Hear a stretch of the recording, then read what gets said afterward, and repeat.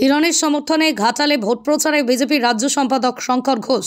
ঘাটালে রত্তলা বাজার এলাকায় বিজেপির মোদি গ্যারান্টি ইস্তেহার বিলির মধ্য দিয়ে ঘাটাল লোকসভা কেন্দ্রের বিজেপি প্রার্থী হিরণের সমর্থনে ভোট প্রচারে বিজেপির রাজ্য সম্পাদক তথা শিলিগুড়ি বিধায়ক শঙ্কর ঘোষ এবং ঘাটালের বিজেপি বিধায়ক শীতল কপাট সহ বিজেপির কর্মী সমর্থকরা।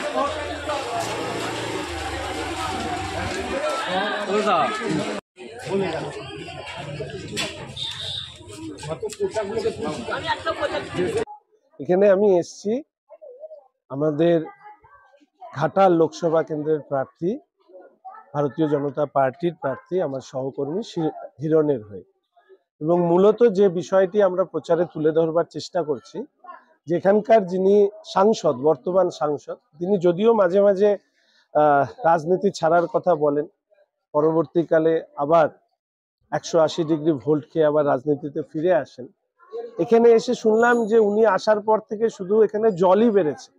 উনি বলেছিলেন যে ঘাটার মাস্টার প্ল্যান তিনি সম্পন্ন করবেন। দুবার সাংসদ হিসাবে তিনি লোকসভায় কতবার মুখ খুলেছেন সেটা মানুষের জানার আগ্রহ তো অবশ্যই আছে, এবং তার পাশাপাশি তার একটা আকাঙ্ক্ষা ছিল যে বর্তমান রাজ্যের মুখ্যমন্ত্রী যদি কোনোদিন দেশে সরকারে আসেন তিনি ঘাটাল মাস্টার প্ল্যান করবেন। তো সেই ঘুরে বালি, কেননা এই মুখ্যমন্ত্রীর পদটাও ওনার আর থাকবে কিনা সেই নিয়ে সন্দেহ দেখা দিয়েছে।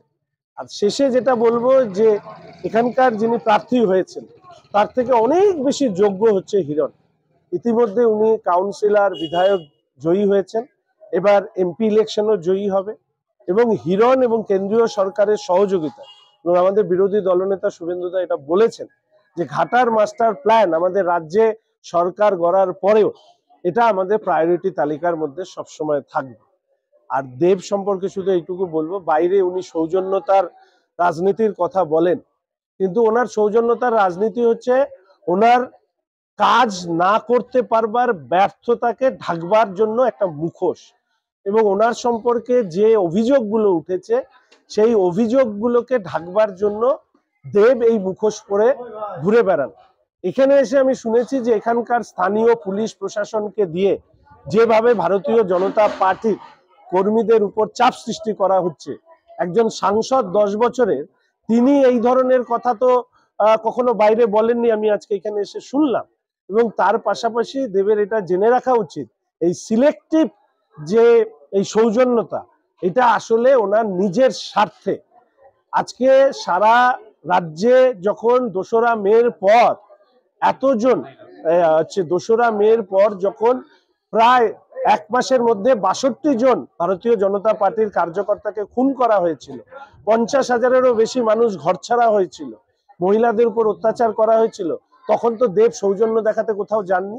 ফলে এই সৌজন্যতার গল্প, কাজ না করতে পারবার ব্যর্থতা, অপকর্ম সব ঢাকতে দেব যে সৌজন্যতার মুখোশ পরে ঘুরে বেড়ান, হিরণ নিশ্চিতভাবে সেই মুখোশ খুলে দেবে, এবং ঘাটালের উন্নতি হিরণের হাত দিয়ে।